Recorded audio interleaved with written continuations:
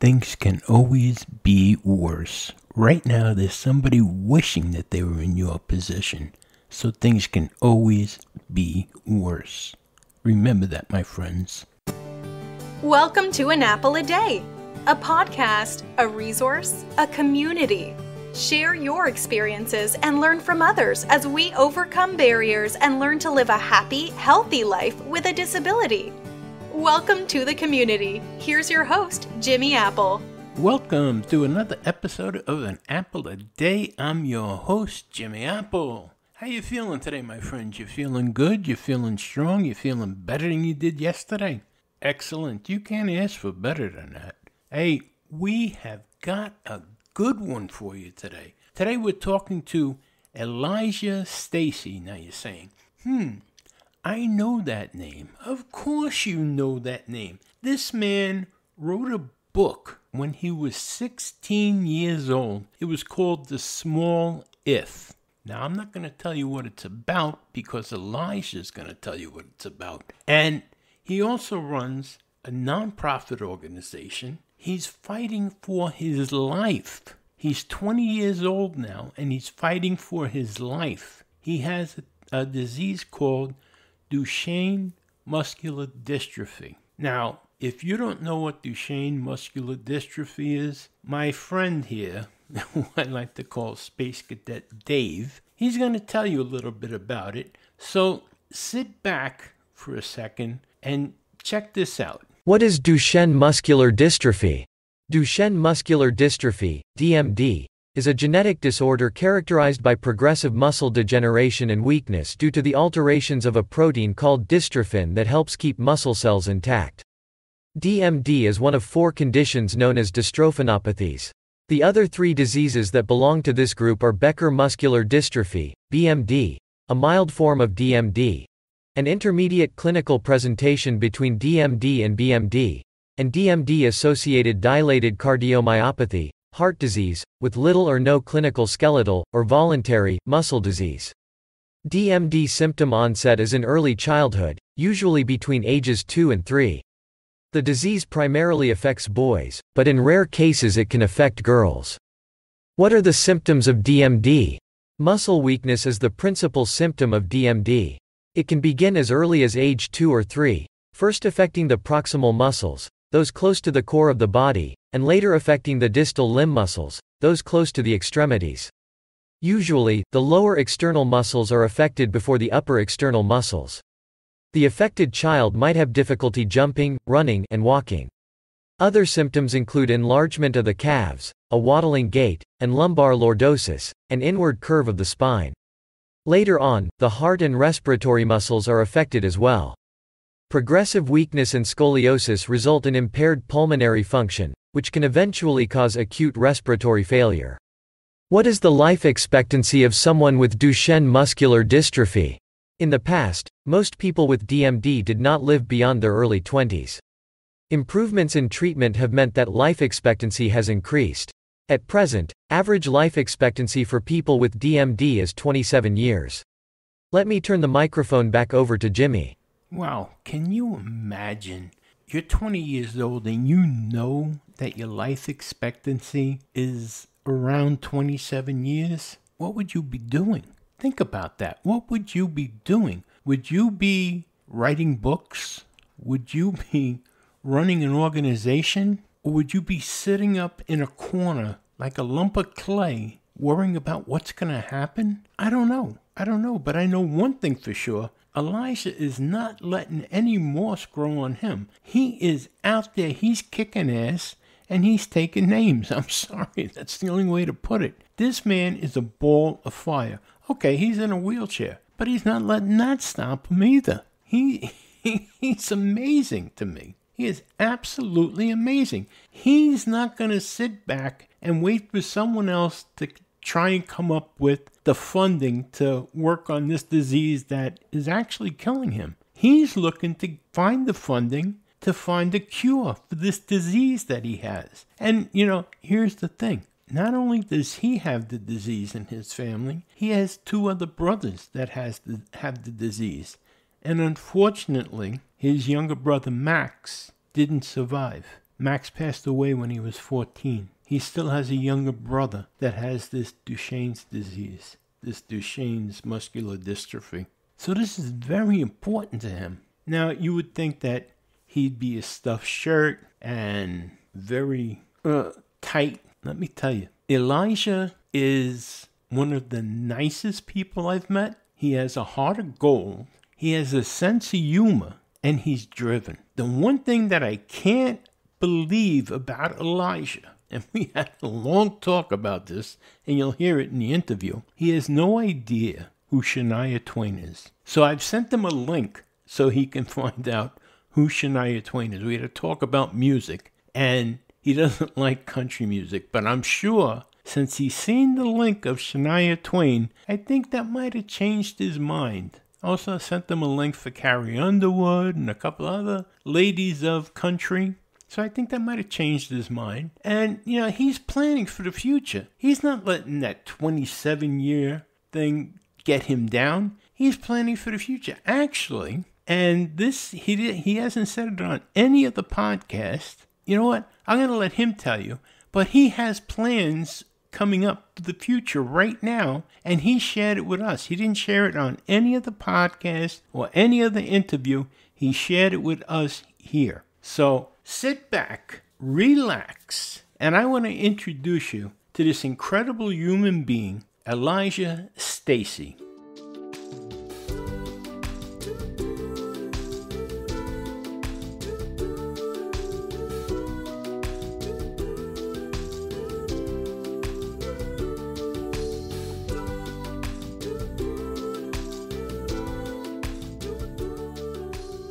And we're here with Elijah Stacey. Now this young man, I have to say this, he's taking the bull by the horns. He's not letting anybody do it for him. He said, I'm going to fix this myself. This man has Duchenne's disease, and he's going to explain what it is. I'm not going to even try to explain this. So sit back, relax, and I want you to meet my friend, Elijah Stacey. How you doing today, Elijah?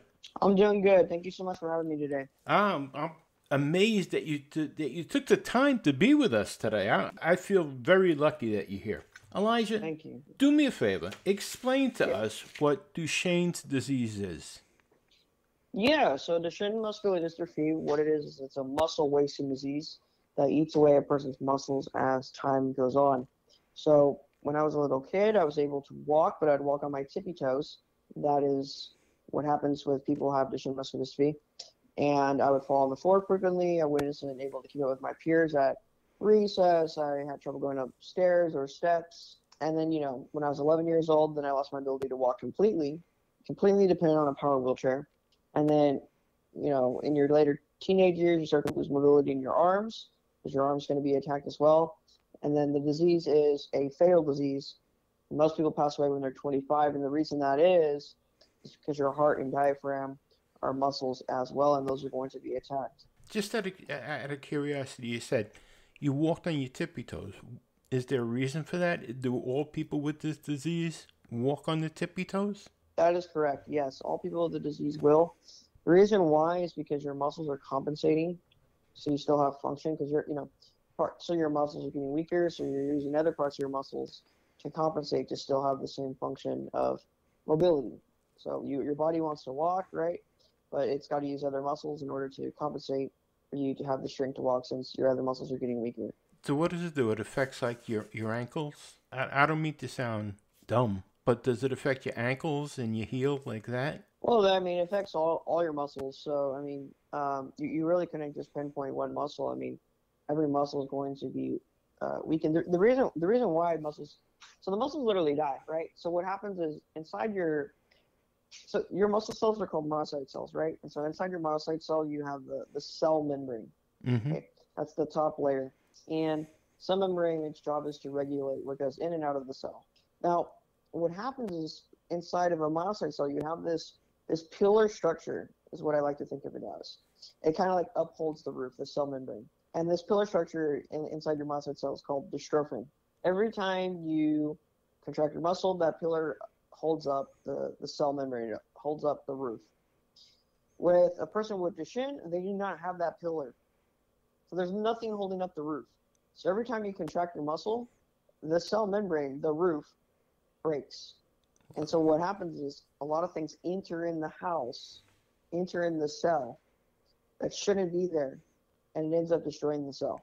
Wow. That's what's happening with Duchenne. So the muscle cells are dying. That's horrible. Now you have two brothers that were also diagnosed with this. Tell us about that. Yeah, so my youngest brother, Kai, he has Duchenne muscular dystrophy as well. He's 14 years old.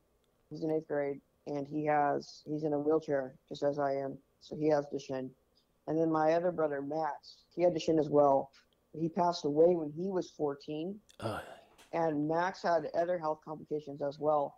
When he was born, he had an open heart surgery that didn't go well, was not successful. And it led to him being blind, led to him being cognitively delayed, not able to talk, needing a feeding tube, and having a full-time nurse with him to take care of him. And he was basically just confined to his bed his whole life. So Max was really severe, but we learned that he had Duchenne muscular dystrophy later on as well, and that explains a lot of the things that happened to him.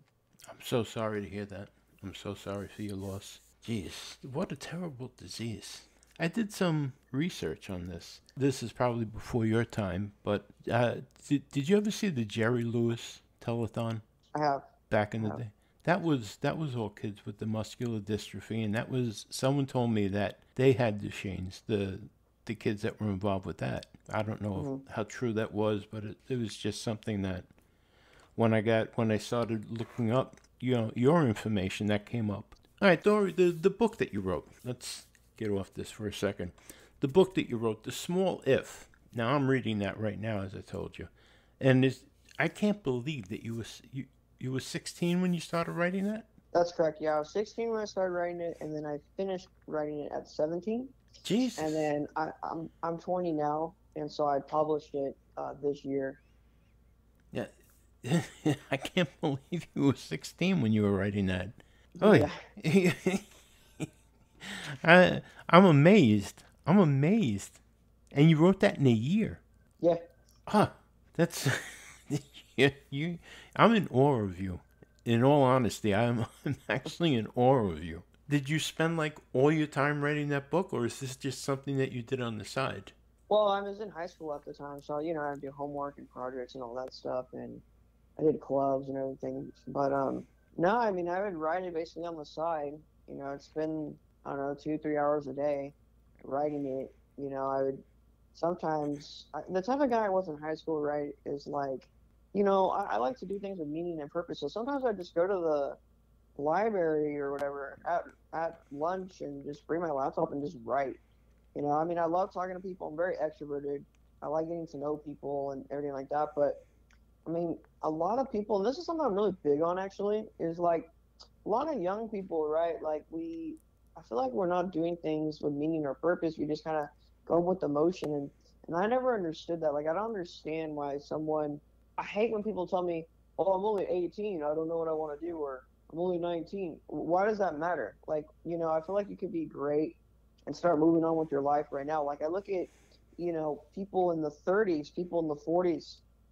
We have grown, or not grown men. We have 18-year-old men, going to Nazi Germany, to go fight the Nazis. Like, what about them, right? So why can't I be like them in some type of sense, in the sense that I can start to build my career, build my life, and know what I want and mature faster. I think we need more maturity today. And so, I'm glad you brought up that point about when I started writing the book, because like what I'm doing right now with everything, these interviews, these TV interviews, these podcasts, writing the book, writing the organization I run, like it's bigger than just Duchenne. It's bigger than me. It's about overcoming adversity and proving to the world that you can do great things at a young age, and that there's really nothing that can hold you back. No wheelchair, no age, no amount of resources. Like if you want it to happen, it may take time, but if you have the will, you will make it happen. Exactly. Now, I applaud that. Because that's the point of this podcast. That's what this podcast is all about. There's obstacles in the way, and for people with disabilities, now you yourself know, there's obstacles, but there's always a way around them, and you're proving it. You're living proof. There's always a way to get around an obstacle, either over it, under it, around it. There's always a way. It may take a little bit longer sometimes, but you're going to get around it. I have very little use for people that just sit back and say, I can't do it. Yes. If you don't try, you don't know. And you're living proof that you can do whatever you put your mind to. And I like I said, I'm so impressed when I got the letter that's saying you're taking control of fighting your own disease, trying to find a cure for your own disease. And I said I had to be involved with that. There's no ands, ifs, or buts. There was no question that I wanted to be involved with you with this. I find it amazing. But the flip side of it too, though, you're a young guy, and it can't be all business. Now, you just said you belong to clubs. What kind of clubs did you belong to? Yeah, so one of the clubs I was involved with was mock trial so I joined that as a freshman in high school. My role there was to be the pre-trial lawyer. So if you don't know what mock trial is, are you familiar with mock trial? Oh, yeah. The club? Mm-hmm. Yeah. So I'd made the pre-trial motion. So, I would argue with a real judge in a real courtroom, going back and forth over the case law. And so I had to be really quick off my feet. But, I love that type of club. I was really involved with, like, intellectual type of clubs. I was in I actually started a Duchenne club. So it's like my organization, we also made a club on the high school. But really, mock trial was my main focus, and that's what I focused on. And then just also my studies. I did AP classes, and I was actually in IB as well. So higher level classes that put out a lot more work, a lot more challenging stuff. But I enjoy that type of thing. I enjoy being pushed intellectually and really expanding my knowledge and being around people who want to have an intellectual conversation. That's what I'm all about. Well, from your the picture of you on your book, that I seen the video with you and Jeff Bezos, you look like a lawyer. You actually do look like a lawyer. I could see you being a lawyer. That's funny. Yeah, you look the type. But I'm glad I'm glad that you have some. You have to have some fun. It can't be all work all the time. And if that's what you enjoy, that's great. Well, right, but that's something I'd add on to is like, well, what is fun, right? Because like a lot of things that people think are fun to me, I think are super boring. Like, I think like partying all the time is really boring. Like genuinely, like you'd have to pay me money to go and party. But I think like working on an accomplishment, like trying to make an impact or stuff like that, I think that's incredibly fun. I think having a philosophical debate is super fun. I think going to the beach or hanging out with your friends or like going out to a nice dinner, I think that's super fun. So it's like, what do you know what I mean? Like, what do you define as fun? Like, I think working and like doing this interview with you is fun. Like, so yeah, I think it's also like, well, what do you like? How would you define fun too? Well, I think that's also important. Yeah. Well, that's it. What you find that's the point that I'm getting at. What you find is fun, you have to be able to do that. Like you said, if I came to you right now and said, "Look, Elijah, you got to go out and go to the beach with your friends," and you're gonna go, "Oh, I really don't want to. I'd rather stay here and work on my book because working on the book is fun." Then that's good. You have to have fun. Like you said, you have to determine what fun is for you. But as long as you're having fun, that's what I was trying to get at. Mm-hmm, mm-hmm. Some people just never have fun. You have to have fun in life. That's what I was trying to get at. Especially someone with a disability. You get too many people that have a disability and they never have fun. They're too busy moaning and groaning about how bad things are, And if fun for you is writing a book, if fun for you is talking to me, which I think is fun, but whatever you find is fun, you have to do it, and you're doing it, and that's what's great. That's what I'm getting at. You have to find what's fun, and like I said, I'm in awe of you because what you're doing and you're enjoying it. That's the thing. It's not a drudgery for you. Kudos to you. That's where I'm at. That's what it's getting at for me, and. Like I said, I'm reading the book, and I'm just so amazed that a 16-year-old wrote this book. If you told me at 16, to be honest, you have to write a book, I would have been lost. And I'm reading it, and it doesn't read like a 16-year-old wrote it. That's the other thing. It reads like a I don't know, a worldly person wrote that book. It doesn't read like a normal 16-year-old wrote it. Well, thank you for that. I mean, that's another thing I'm big on is I don't want to be normal. Like, I want to be different. I want to be exceptional. You know, I want to be the best at what I do. Well, So I always strive to be the best I can be, right? So I appreciate that. You reached it. You've reached it. Mm-hmm. How did you come up with the title, The Small If? Yeah, so small if where it comes from is, well, when I was 16, my doctor, I had not a surgery, but I had an x-ray of my spine because my spine was starting to curve. It's common with people with Duchenne. And anyways, my spine was so curved that my doctor said, well, I'm going to have to really put my foot down and push for you to have this surgery. And what it is they sort of metal rod into your back to straighten out your spine. I don't want that. And so he's pushing it. And he's saying, yeah, we'll have this group of doctors. We'll do it during the summertime to avoid the flu season. And he's getting really specific. So I'm like, okay, he's serious. He's totally serious. I look over to my left, my mom's crying. My dad's got his head down. I'm sitting there smiling because I'm not accepting the news. And I'm just thinking, well, I can't have the surgery or whatever. So I'm going back and forth with my doctor, and nothing's really happening. He's like, yeah, you have to have the surgery. So then I asked him, I said, okay. Let's just say that if I was able to somehow reverse the current state of my spine, could I avoid having the surgery then? And he says, hey, well, I don't want to give you any false hope. I've never seen anybody do that. It's basically medically impossible. But because I know you and your character, I will give you a small if. I thought, okay, small if. So from that day forward, I went to physical therapy, did intense stretching all the time. I worked out every single day at my house. I hung a picture of my curved spine on my wall in my bedroom, so I would see it every single morning, and it would, it set the mindset for the day. That's my focus. That's what I got to reverse. And I even taught myself how to cook so I could eat healthier. So, I'd be carrying a pan in one hand, driving my wheelchair in the other hand, meal prepping, right? Creating meal preps, and doing just everything I could in my power to try and straighten my spine out, because I wanted to do it, one, because I love when people tell me I can't do something. I'm going to go and do it. Number two,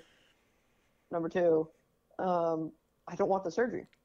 And so this became bigger to me, right? This was not just, avoiding the surgery. It was like, setting the mission to prove that I could do anything I want to do, basically, right? Even medical stuff, I could push it to the limits.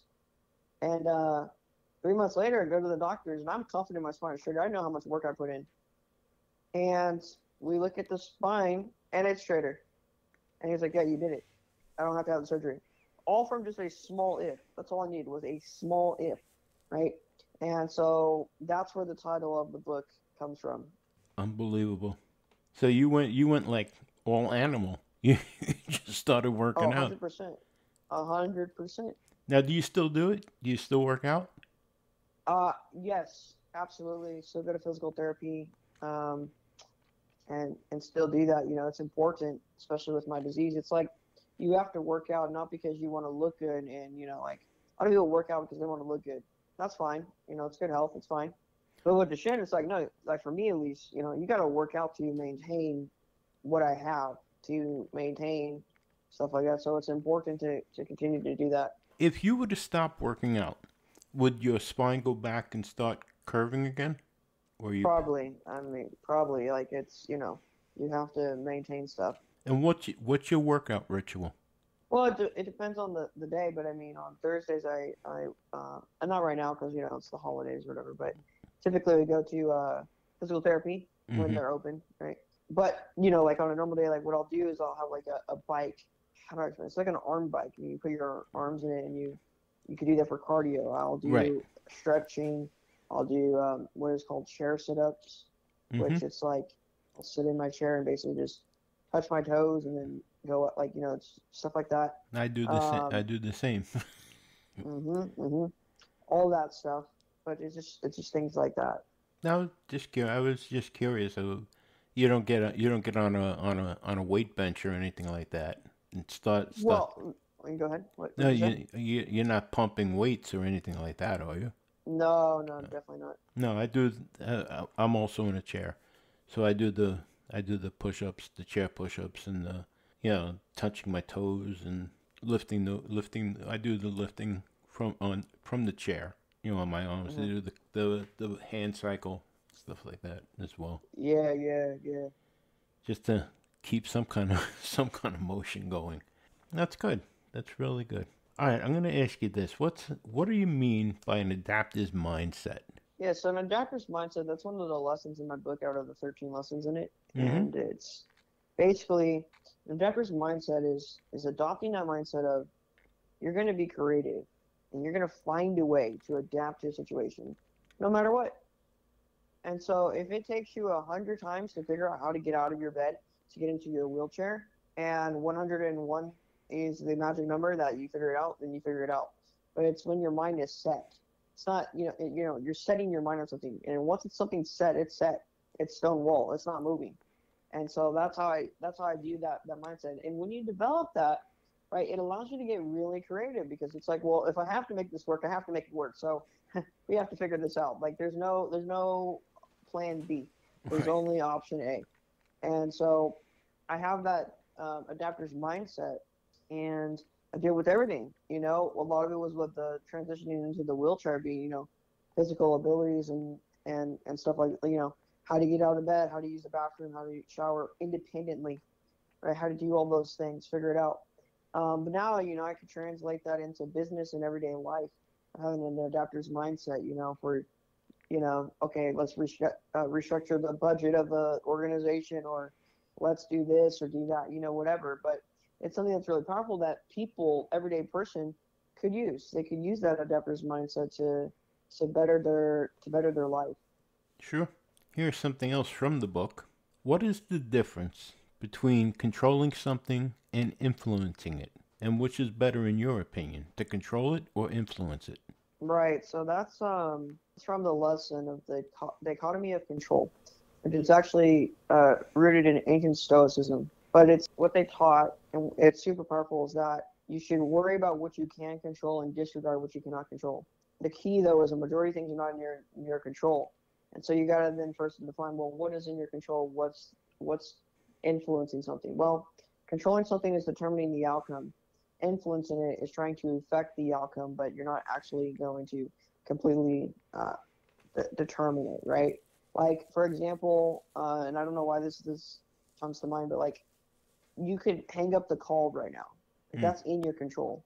Now, what I could do though is I could try and influence you to not hang up the call, but I can't determine if you're going to or not. You're going to do it no matter what I say. It's in your control. So it's important to recognize the difference, because a lot of things we cannot control, but we can influence it. So when you ask, well, which one is better? Well, I don't necessarily think one is better. It's just important to realize that there's a difference between the two, because when you realize that you're not really in control of a lot of things, it removes a lot of that stress from your life of thinking that you can, control everything, when in reality you can't. You can only just influence it. And if you can only just influence it, then you can only put your best effort forward, and you live with the results. You shoot your shot and you live with the results. Now think about it. In your life, which do you use more? Do you use control more, or do you use influence more? Running your nonprofit. Well, I think in practice, I probably think that I can control more things than I can. But when I take a step back and philosophize it, then I think I realize, wait a second, this isn't in my control. I can only influence it. So the key to the lesson is really just recognizing your reality, recognizing what you can and cannot do under your agency. So that's really the lesson there. I don't know, because I'm listening to you right now, and I'm thinking to myself, there's not much that we can really, really control except for ourselves. Everything else around us, we can't control what goes on around us. Other than our body, we can control our body, but we have to influence everything else around us. I can't control what you're going to do, because using the phone, you could hang up on me right now, so I'd have to try and influence you not to. Mm-hmm. Mm-hmm.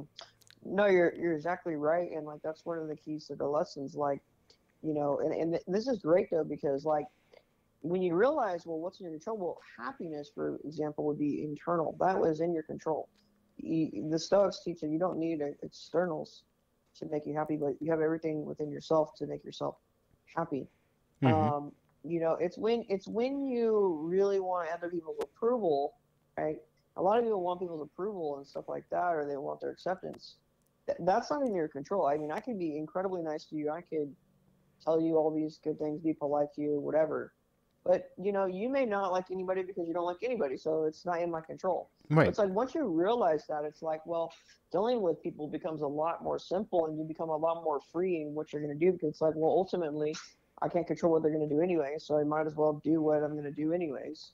As long, I mean, don't take this lesson to the extreme. I mean, there's certain things that you're going to influence as well, right? Like, if you came on here and just said, like, I hate you, whatever, well, that's certainly not going to influence someone to like you now, is it? But, but if I'm nice to you, respectful, and you still don't like me, it's like, well, you know what? Like, that's not in my control. Like, who cares? Like, just disregard it. Yeah, bottom line. Yeah. Now, here's something interesting, and I find this hard to believe, but you were bullied? You got bullied? And people have people didn't believe in you? Yeah, I mean, I've been bullied throughout my life. Why? Because of your disease? Yeah, I mean, that's the easiest shot you go to, which is so stupid. It doesn't do anything to me. Like when people say, "Oh, the wheelchair," it's like, well, that's not in my control, so I don't care. Like, if you make fun of my intelligence or my knowledge, and now I'd be mad. It's like, yeah, that's something I can control and actually, care about that. But if you say, oh, well, I can't do this or whatever because you're in a wheelchair, it's like, dude, like, okay, that literally doesn't matter. It gets me. But like, no, I mean, people said things, when I used to walk on my tippy toes, they make fun of me. When I was in my wheelchair, they make fun of me. One time we were on a field trip with my school in 4th grade, the lady, she said, like, we're introducing everybody, and like the tour guide was like, hey, wheelchair boy, come here. And the whole class was like, what the heck? Like, she just called me a wheelchair. Like, it was crazy. Like, stuff like that. An adult called you that? An adult called me that, yeah. I was in 4th grade. Really? It was one of the most insane things that has ever happened to me. I thought, yeah, she called me wheelchair boy. And then she told the class, right? And then she told the class, hey, like, don't give him any special attention. They like it. And I'm like, what the heck? Like, I'm like, first of all, talk about ignorance.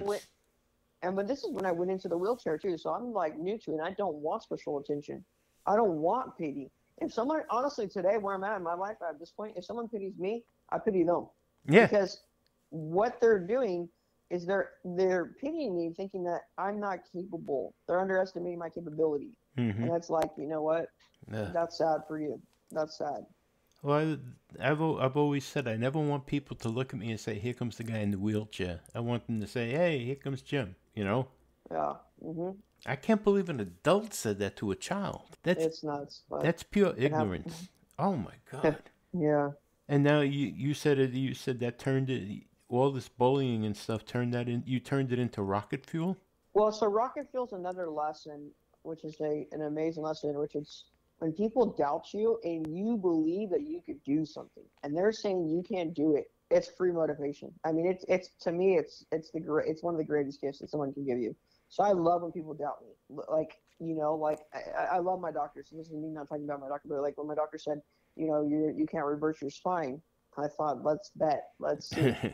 One of the lessons that comes from a friend who he had straight A's, and he said I couldn't get straight A's because I'm not as smart as him. And I thought, that's not true. Let's try. And so I went on and got straight A's the next year, during my 6th grade year. And that's what made me realize, wait a second, I'm actually really capable, because somebody challenged me.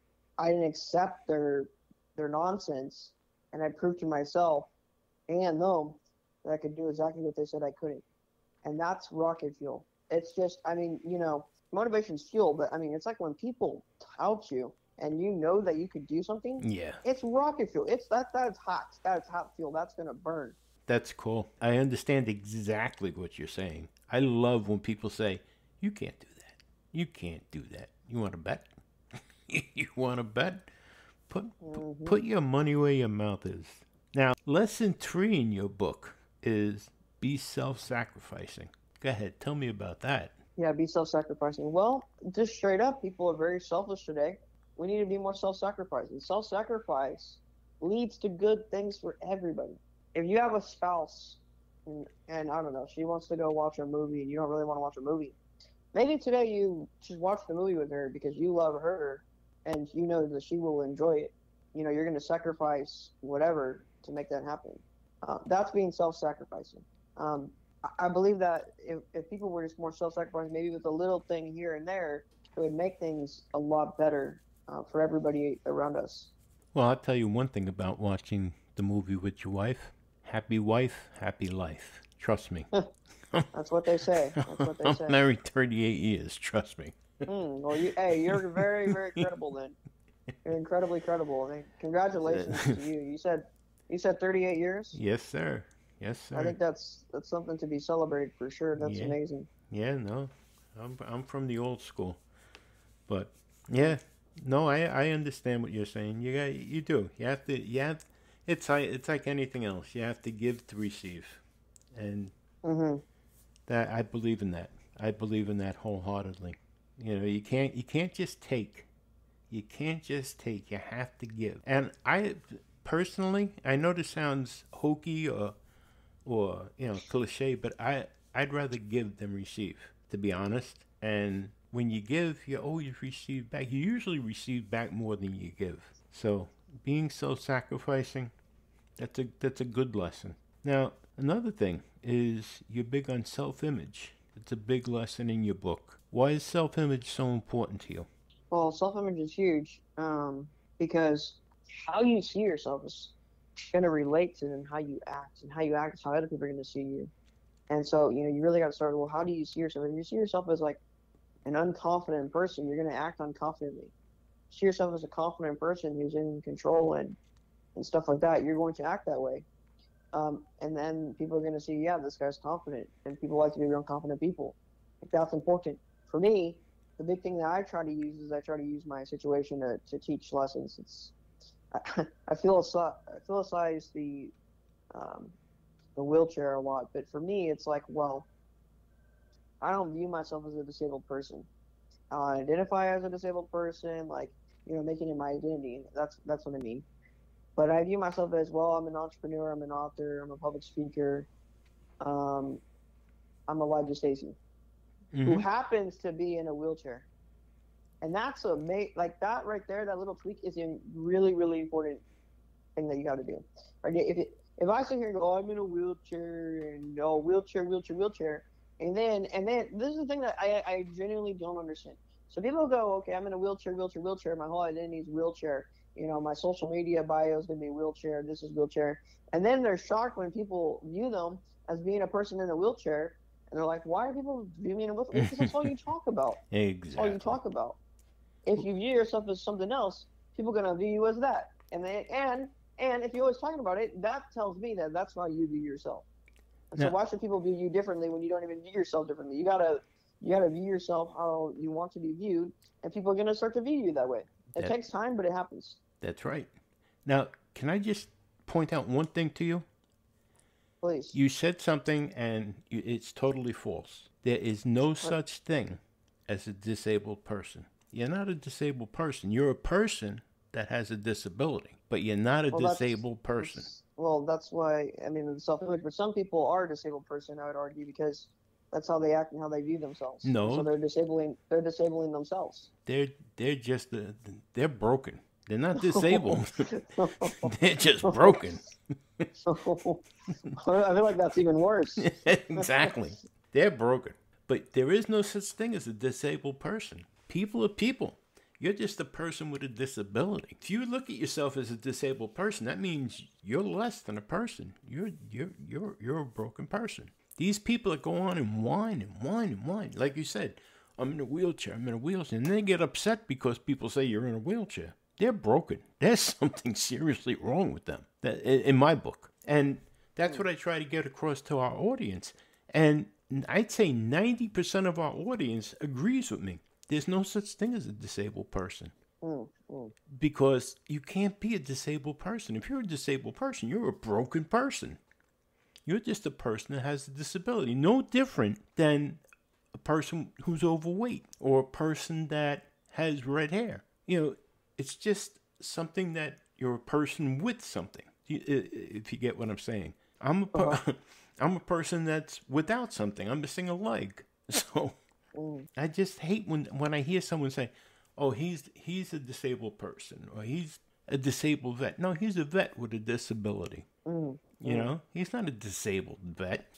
That's just something that has always stuck with me. I've had disabilities for years. Doesn't make me any less of a person. It's just that I have a couple of handicaps here and there. But I'll still, like you're getting things done faster and better than people that don't have a disability. You're accomplishing bigger things than people that are quote unquote able-bodied and much more mature age-wise than you. So, and you're going to say you're disabled? You're not disabled. No, I'm not. You're not. I don't care. You have a disability, but you're not disabled. You know, disabled. If you were disabled, that would mean you're a lump of clay laying in a corner and just waiting for someone to throw dirt on you. I'm sorry. That's just being blunt. You're far from disabled. You're just a person with a disability, my friend. One other question. How can your readers, the readers of your book, The Small If, how can they expand their comfort zones as you advise? Yeah, so I mean, you expand your comfort zone. It's just simply doing things that you're uncomfortable with, and you'll expand your comfort zone. It's that simple. It's really that simple. It's like there's no other way to get comfortable than getting comfortable with whatever it is that you're uncomfortable with. So if it's public speaking, do a lot of public speaking. You'll get comfortable with it. If it's, I don't know, talking to the opposite sex or whatever, trying to get a date, like go do it a lot. You'll get comfortable with it. Whatever it is that you're uncomfortable with, just go do it a lot. You'll get comfortable with it. So in other words, if you're uncomfortable talking to a girl, you should go out and talk to a girl. You should talk to a girl more. You should talk to a lot of girls more. That's what I would say. So, I don't think my wife would appreciate that. Talk to many girls? Who, me? Yeah. I mean, currently not right now. I have a lot of friends that are female, but. So, get comfortable. Well, I'm comfortable. I just got out of a 1-year breakup. So, oh, did you? Like a 1-year relationship. Oh, yeah. I'm sorry.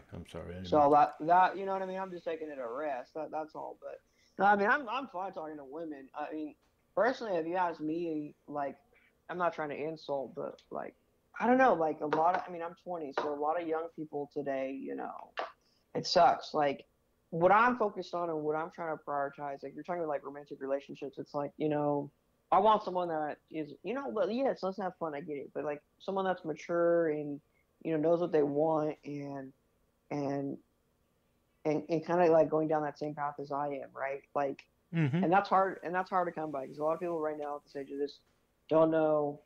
They don't know what they want. They don't know what they want to do in their life. They don't know who they are. And it's like, well, that's a problem.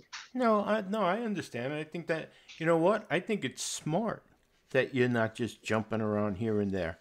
I think it's smart you're waiting for the right person, especially in today's climate. You know. What do you mean by that? Like, what do you mean by that? I'm very curious to hear your take on. You said you've been married for 38 years, so yeah, I'd be curious to know what your take is on. Well, on all that. Well, to be honest, I was married once before, and that lasted all of 2.5 years. But in today's climate, you know, you got to worry. It's not like it used to be, where you'd go out, you meet someone, you hang out, you do. Now it's so dangerous. There's so many different diseases, and people, you know, people don't look at relationships like they used to. Here, it's like nowadays people hook up and they'll get together and they'll even get married. And if it doesn't work out, no big deal. You get a divorce. There's no, what's the word I'm looking for? There's no sanctity in a relationship anymore.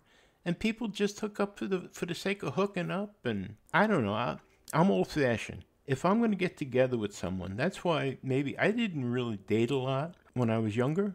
I was always looking for the person that was right for me, and I was right for them, to be honest with you. And the people that I dated, usually turned into long-term relationships. And, like, I'll be honest with you, my wife that I'm with now, 38 years, we were dating. We were only dating 2 weeks, and I asked her to marry me. We had a year-long engagement, but we were only dating 2 weeks. Everyone said, you're crazy, it's never going to last. here it is, 38 years later. How did you guys meet? Actually, she's a few years younger than me. She went to school with my younger sister, and she had a crush on me. And I'll tell you this, I was a bouncer in a bar, and she tried to get in the bar. And I told her, I said, go home and play with your dolls. You're too young to come in here. And she always remembered that.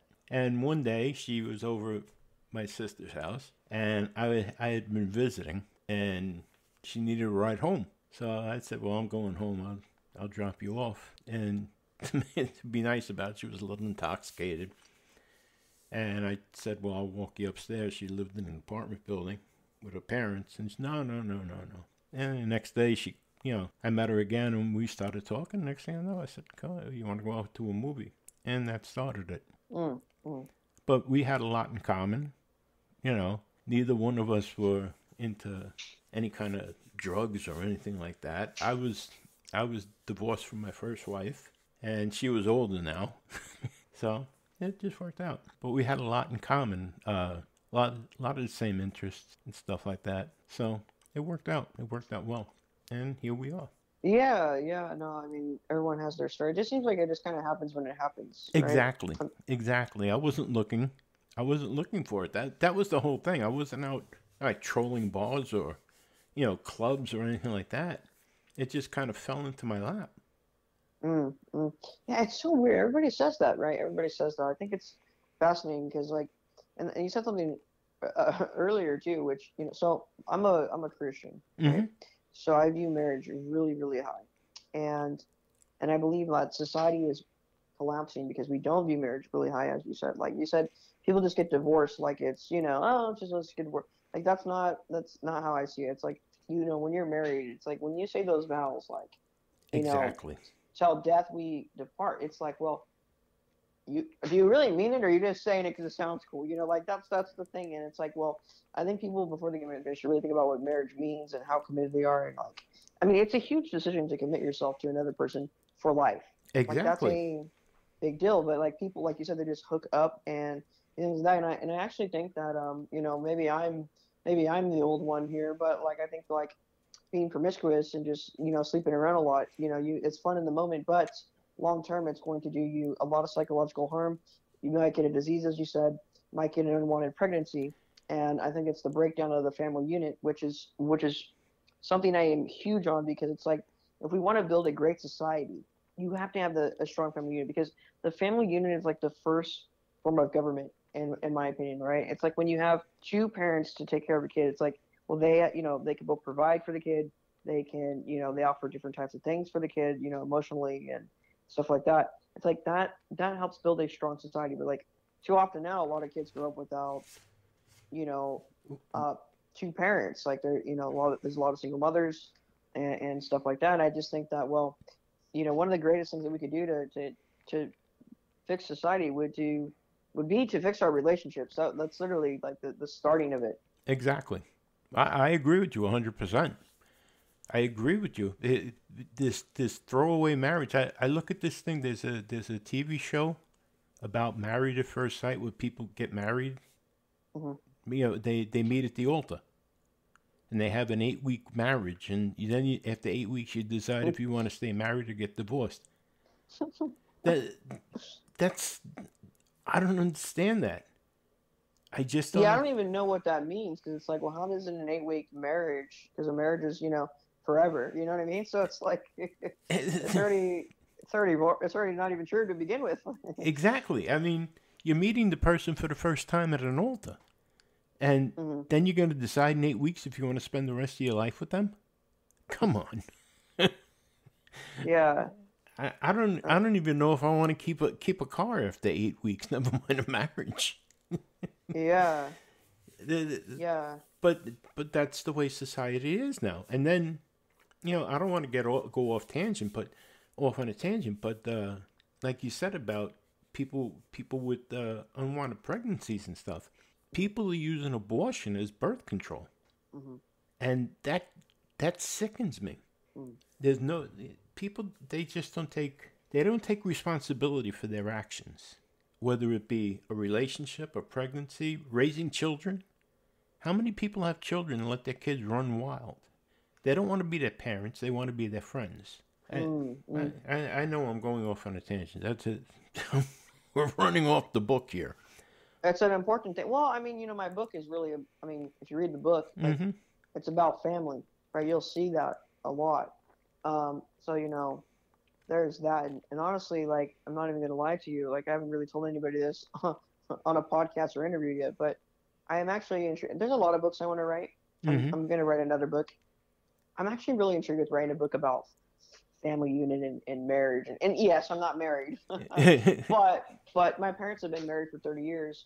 They've had three disabled kids or kids with 3 diseases, however you want to call it. But, you know, it's like, statistically speaking, parents, like the divorce rate when you have just one is astronomical. The fact that they have 3 and they're still together 30 years, I feel like it gives me some type of credibility of seeing what it's really about, right? And so, you know, yeah, no, it's a big deal. It's a really big deal, and it's like, it's something that I seriously think that if like we had more successful marriages and then families, I think we could make this country in a lot better shape than where we're at today. What you know what that's a really really good testament towards your parents from you, what you just said.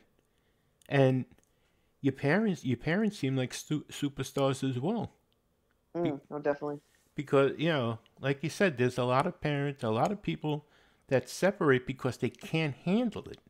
Not because they're bad people, but because they can't handle. You know, they're just not as strong. Your parents seem like strong people to handle 3 children with disabilities.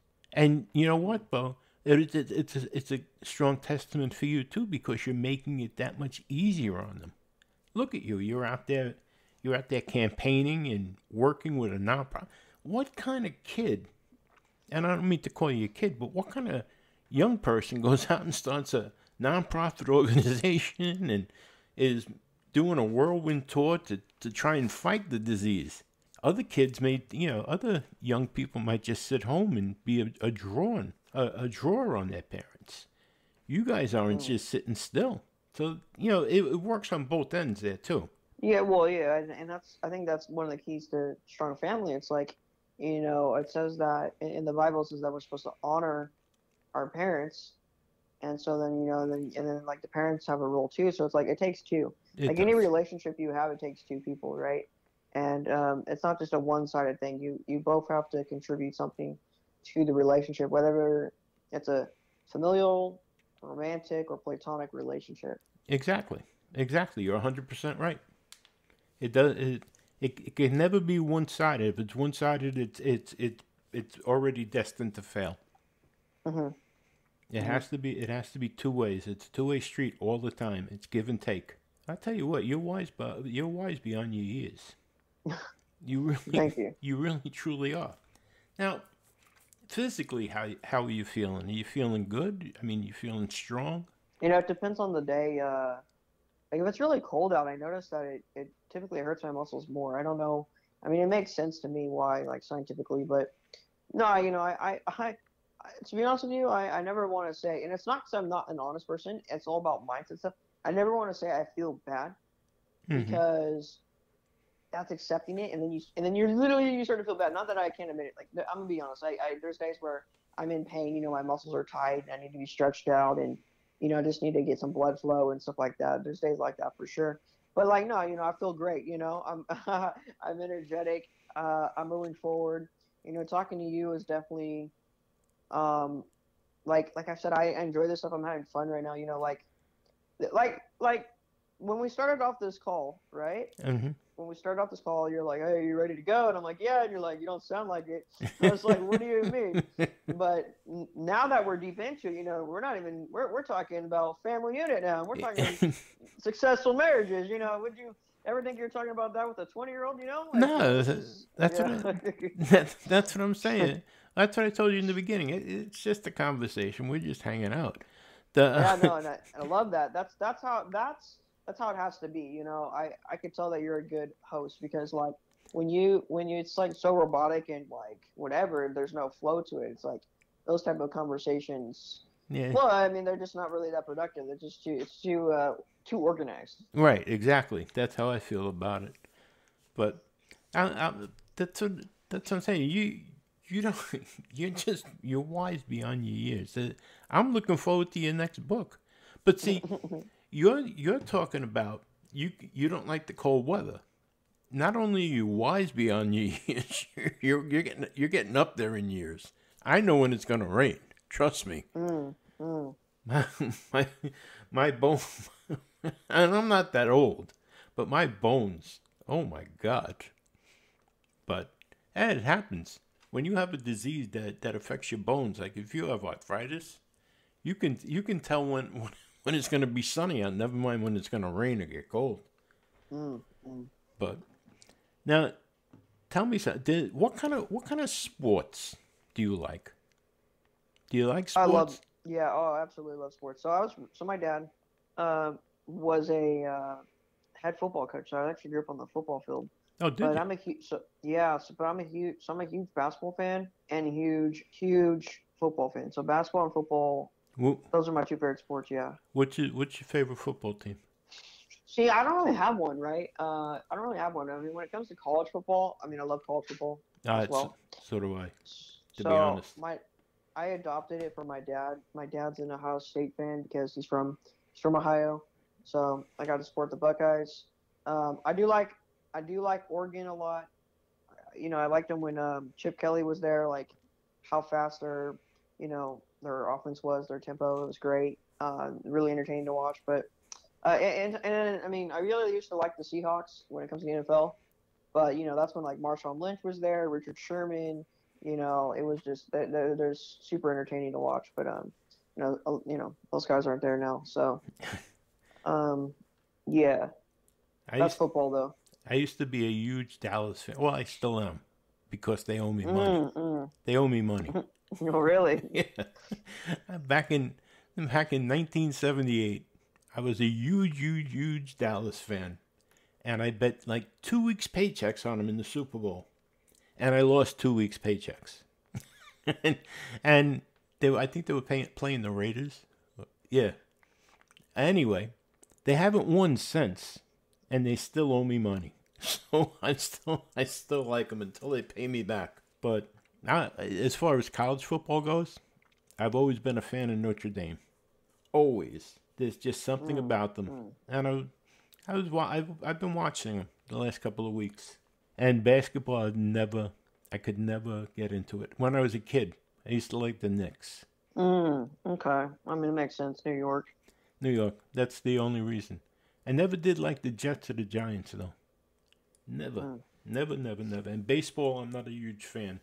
And the funny thing is, I went to high school right up this a couple of blocks up from Yankee Stadium. But I never did like baseball. It was right up there with golf as far as I was concerned. It's like golf is like, playing fetch without a dog. You practice all week to whack a ball 400 yards so you can chase it. Nah. No. For me, I'm not a baseball fan either. Too much. I mean, I enjoy going to a game, but like what I realize is like baseball, it's so slow. I'm a really fast-paced guy, but like baseball games, it's like you go with some friends. Yeah, You eat a hot dog and you talk, and then someone hit something. Oh, look, something actually happened. That's kind of how I see baseball. Exactly.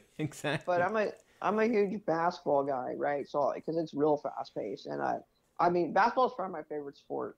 That or football, right? I love it, and so I'm a huge LA Clippers fan. So well, California, of course. well, most people, and I'm near LA, but most people would say Lakers, right? And I loved Kobe Bryant actually, but and that guy, that mindset, right? That Mamba mentality. That's exactly. See, I feel like I have Mamba mentality, but battling it with Duchenne in adversity, like same type of thinking. But no, the Clippers, right? The Clippers. Well, Blake Griffin and Chris Paul and DJ. That's what got me. That's what got me intrigued with them, and so I really started liking them. But I'm a huge basketball guy. I love basketball. It's just so entertaining. I like hockey too. Now I don't know enough about hockey, but I like to if I get invited to go to a game or something, I'm near the Ducks in Anaheim. Uh-huh. I'll go. I love because it's fast paced as well. Like anything that's just fast paced, I like it, and I love athletics. Like Okay, you know how we talk about fun? Okay, going to an LA Clippers game or going to a college game or whatever, that is my fun. That's my Disneyland. Yeah. That is my like when people say what TV, well, I don't watch TV. I watch sports. Like that's that's my entertainment. Like I absolutely love sports. That's cool. That's see, there you go. That's what I was getting at before. What do you find is fun? You have to have that break away from things. Everyone has to have a break, and that's cool. That's cool. What about music? Are you into any kind of music? Yeah, I like music. I basically like everything but country. Get out of So here. everyone tells me, including my older brother. I actually have an older brother. I don't know if we talked about him. No, we didn't. So he's what, 25, I think. Yeah, he's 25. He's actually in the military. He's a paramedic as well, combat medic. He's completely healthy. He's actually about to get married in February, so Oh, I'm really cool. happy for him and his. Very good. God He, bless. yeah, yeah. He tells me, right, because he didn't like country. He said, "Oh no, when you get older, you'll start to like country music." I thought, well, to me, look, I'm a barbecue guy. I love barbecue food. Okay. Okay. And when we're all out eating barbecue and you hear the country music on the background, it's nice background music. That's as far as I go with country. So that's how I see it. But maybe I'll love country. Maybe I'll be a huge country guy in the next 2 years. Now, now tell me you never seen Shania Twain. I have no clue what that is. What's that? You never heard of Shania Twain? Shania Twain? Yeah. No, is that a musician or? My God, man, where have you been? What's that? when you get off of this, I want you to go to YouTube and type in Shania Twain. Then you can call me back and say, "Oh, now I know what you're talking about. She's a country singer." My God, I have to get you out. You're in California. Hello. Yeah. Oh, okay. Oh, I thought I lost you yeah. again there for a second. No, Or said you- in California. I thought you were still gonna say something, so I'm waiting. Like, yeah, I am in California. Yeah. You're in California. The girls are walking around in bathing suits. You don't know who Shania Twain is? No Good clue. Lord. What kind of music do you like? So I like. Funny, right? This is funny. I like techno music. I like reggae. I like rap, I guess, hip hop, whatever. I really like classical music. Right? Okay. I really like classical music. I like hearing, instruments like that. Yeah, I kind of like it all, it just depends, but it just kind of depends. Last week I interviewed a fellow.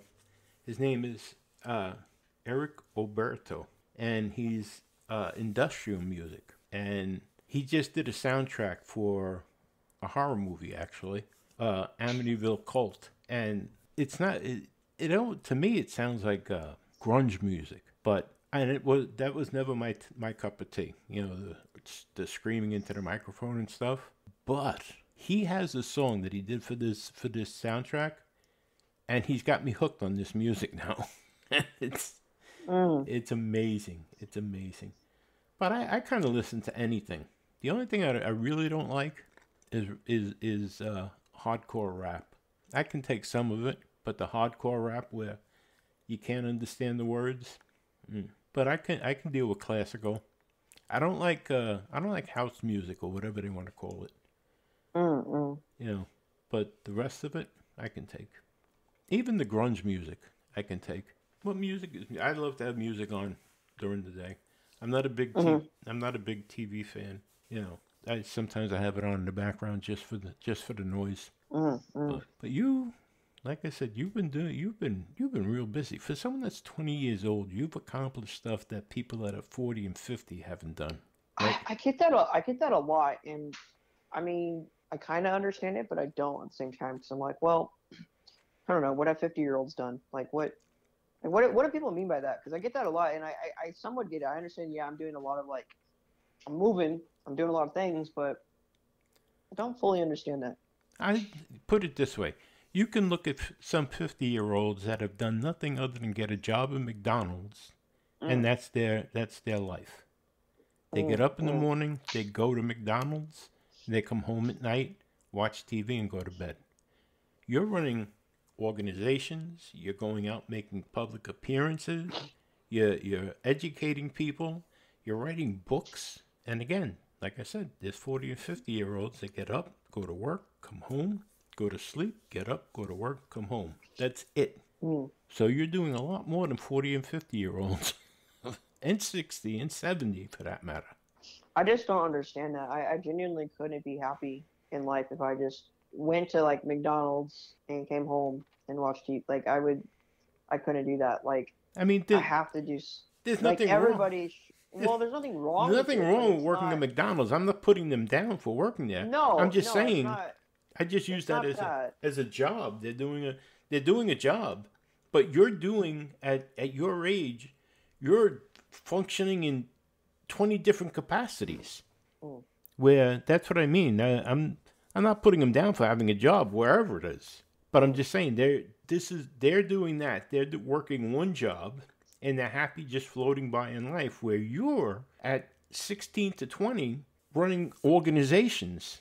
I mean, you met with Jeff Bezos. You're a younger version of him right now. That's funny. No, I get it, but to add on your point, yeah, nothing wrong with working at McDonald's. Like working a job is better than working a job is better than sitting on the front step. Yeah, but like, I feel like everybody has greatness in them that they can, I don't think you're high. Like, let's say a minimum wage job. Like, I understand the economy and the climate and everything. Okay, fine, but I think everybody has it in them to do more than just work a minimum wage job for a majority of their life. I think that people can. They got to really push themselves, and, that might mean going back to school to get that degree. That might be, putting yourself out there more to get a better job. That might be whatever, but I think everybody has it in them to do more. And so like for me, I couldn't, lesson 2 of my book is stay ambitious. Mm-hmm. And it says that you should stay ambitious. And what that means is you should have a goal or something that you're ambitious about to keep going after, because when you do that, you become full of life and purpose and energy. And if you're just, and that's when you become alive, right? Like, so the opposite of that is if you're just stagnant in life, if you're just kind of going through it and you don't really have anything that you're ambitious about, you're just stagnant. You're just there. You're just there. You're not really alive. You're just there, and you're just existing. And so it's like when you have big goals and ambitions, like now you're alive. No, I agree. You should never just settle. Never settle. You should always look for something better. That's how I look at life. Always look for the next step. A minimum wage job should be a stepping stone, especially in this day and age, because everyone has the opportunity to better themselves. Everybody. I don't care who you are. I don't care what your religion, your race, your creed, whatever. Everyone has the same opportunity to better themselves. The only thing that stops you from bettering yourself is you. And anyone that has a different view on that, I'm sorry, you're wrong. Everyone can go to college nowadays. The only thing you have to do is apply yourself. Anyway, I've had a blast with you today, to be honest with you. I've had a good time talking to you. I've learned a lot about you. A lot about you. So I want to tell everybody, you have to buy his book. Now, where is the book available, Elijah? Yeah, Amazon. If you go to Amazon, you type in A Small If, you'll find me there. But you can buy it from Barnes & Noble, online, Target online, basically anywhere where books are sold. But, I typically just point people towards Amazon. And we'll have a link. We'll have a link in the show notes for that, definitely. And do you have a website? Yes. So my personal website is ElijahJStacey.com. So it's just Elijah and then the letter J and then Stacey, STACY.com. Okay. We'll have a link in the website in the show notes for that. Mm-hmm. And any other websites you have? Well, social media, it's also at Elijah J. Stacey. And so that's, Twitter, Instagram, whatever. But then, my other website, I guess, would be the organization's website, Destroy Duchenne. And so that's destroyduchenne.org. And Duchenne is spelled DUCHENNE. That's DUCHENNE. So it's destroyduchenne.org. And that'll also be in the show notes. We're going to have all of Elijah's websites in the show notes. So if you didn't get it now, don't worry about writing it down. Just look in the show notes for the podcast. They're all going to be there, links that you can go right to them. And I'm going to suggest that you go there, check them out, like them, follow them. And you have to follow this guy because when you see his picture, you're going to look at him and go, this guy looks like a lawyer. But you heard him on here today. He's got a crazy side to him.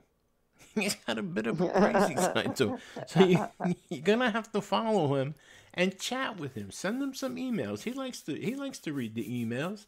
And he'll get wild and crazy with you in the emails. Trust me. We're dragging it out of him a little bit at a time. When I first got on the phone with him today, he was like, Now he's talking about girls. He's going to have to learn about Shania Twain, too. Can't believe he doesn't know who Shania Twain is.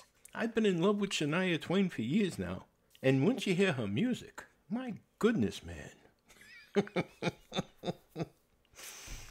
Next time I talk to you, you're going to be humming her songs. You'll have it on in the background. Next picture I see, you're going to have a cowboy hat on. All right. I'm gonna move to Texas too. There you go. Well, she's from Canada, actually. Oh, really? She's a cowgirl from Canada, but her music's really good. Her music, all of them. I never liked country music, to be honest. Well, my father was a truck driver, so I kind of grew up around country music because that's all he listened to. And I'm talking back with Willie Nelson when he was young, and but. Now with the ladies of country, I kind of like country music, but I also like rock and roll. But anyway, Elijah, I had a blast today with you. I really did. I had a good time with you, and I'd like to talk to you again as time goes on. And yeah, and whatever I can do to help you with this fighting Duchenne's, I'd really like to help. And I'm gonna, keep following you. I definitely want to keep following you, and I want to keep in touch. But yeah, no, definitely. Let's definitely do that. It's honestly been great talking to you today. It's just been a dynamic interview, so I really appreciate it. So thank you so much. Yeah, no, thank you. Again, I'm honored that you came on. I'm really glad that we got in touch to begin with, because this is such an important fight that you're fighting with this Duchenne's disease. And whatever we can do to help, if you have things going on that you want to get it out, just let me know, and we'll put it out there for you as well. We have a pretty large audience, and as much as I can share for you, I will. Trust me. But I want to thank you, and I want to wish you and your family a very Merry Christmas and a happy, prosperous, and healthy New Year. So thanks again, and again, we'll talk very soon. Sounds good. Thank you so much, and you have a great holiday season, and Merry Christmas to you and your wife, and so have a great rest of your day. You too, my friend.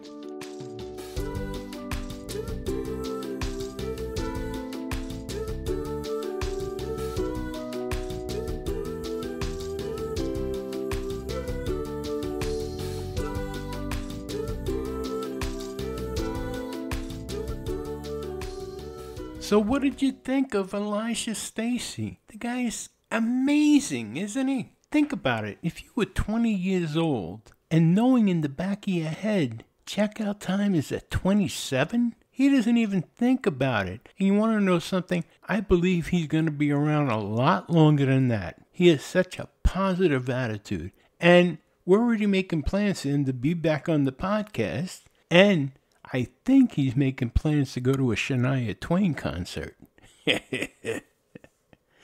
He's an amazing guy. He is an amazing guy. And I want you to go out and buy his book, A Small If.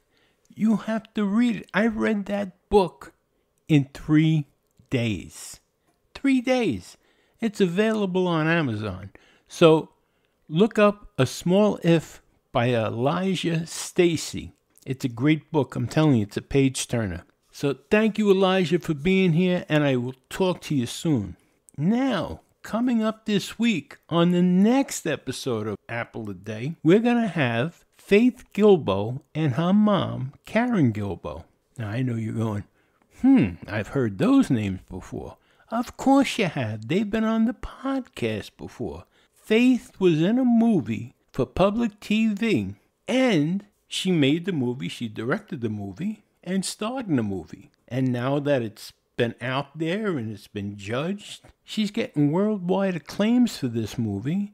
And not only is she getting worldwide acclaims, she's getting all kinds of awards. Namely, the People's Choice Award. That's right. She got a People's Choice Award for her movie. So she's back. She had, out of the goodness of her heart, she came back to be on the podcast and talk to us.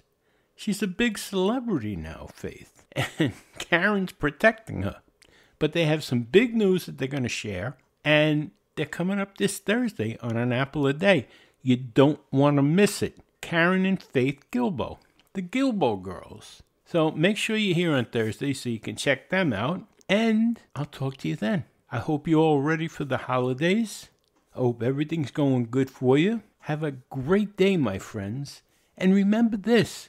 No one ever went blind by looking at things from the bright side. Give it a shot. I'll talk to you soon. Have a great one. Thanks for listening to An Apple a Day with Jimmy Apple, your gateway to a happy, healthy life. Join our community at www.famousapple.com. See you next time.